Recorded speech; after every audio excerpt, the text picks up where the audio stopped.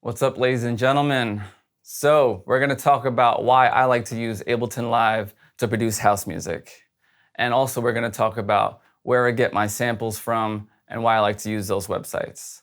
So I've been using Ableton Live for about 15 years now, and I'm in love with it. I've always been in love with it for the simple fact that it's a really smooth DAW, and the EQs in there, the compressors in there, everything is just super smooth and easy to deal with. I like the way it's arranged and set up.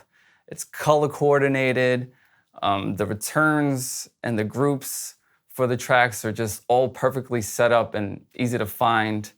And the way they set it up where you can drag your vocals in, or you can drag any samples into the tracks, it's just all smooth, and it takes up very little space. And that's why Ableton's one of my favorite DAWs for house music.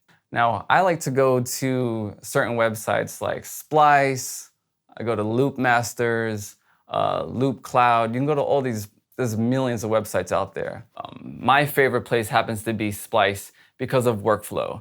And when you have Ableton, I talked about Ableton being my preferred DAW because of the workflow. And I think Splice is another website, an area you can go to just speed up that process and get your creative energies going. In Splice, it's super cool because there's this search engine that I can't find nowhere else.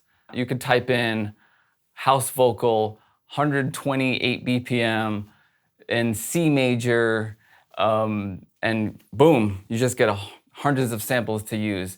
And the workflow for it to easily just drag and drop right into Ableton is something that helps me just keep going, keep the production going. And you know, it's all about workflow at this point. And so in the next video, we're gonna talk about file organizing and why you should organize your files a certain way. See you in the next lesson.